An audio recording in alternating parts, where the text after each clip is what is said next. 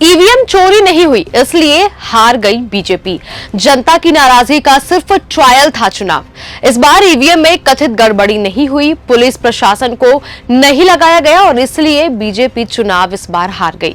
जानेंगे पूरी खबर। नमस्कार, मैं अनिकेता शर्मा, आप देख रहे हैं न्यूज गंगा। दरअसल बीजेपी की चुनावी हार को लेकर सामने आए एक सनसनीखेज बयान ने पूरी सियासत में खलबली मचा दी है।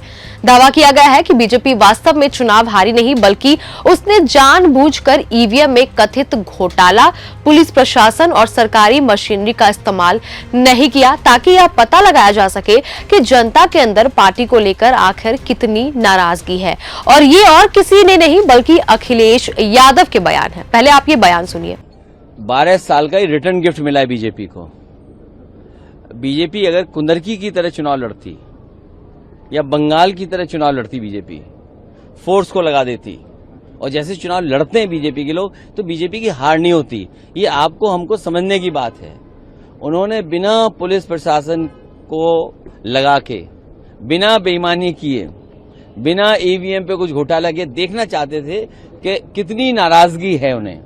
इसलिए धोखे में मत रखो आप भी, और ना हम धोखे में हैं। ये हार नहीं है, उन्होंने अपना तय किया है कि बिना बेईमानी के जनता कितना वोट देगी। तो जैसा कि आपने सुना क्या कुछ कह रहे हैं अखिलेश यादव। उन्होंने आगे यह भी कहा, यदि बीजेपी कुंदरकी, मीरापुर, रामपुर या बंगाल की तरह पूरी ताकत और फोर्स लगाकर चुनाव लड़ती तो उसकी हार संभव नहीं थी।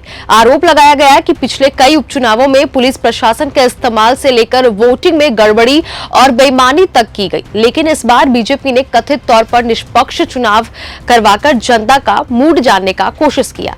यहां तक कि कहा गया कि बीजेपी को अपने 12 साल के शासन का रिटर्न गिफ्ट मिल चुका है और अब जनता और कार्यकर्ताओं के बीच की नाराजगी खुलकर सामने आने लगी है। हालांकि चेतावनी दी गई कि इसे बीजेपी की असली हार समझने की भूल बिल्कुल भी नहीं करनी चाहिए, क्योंकि आम चुनाव आते ही पार्टी और पूरी चुनावी ताकत झोंक सकती है।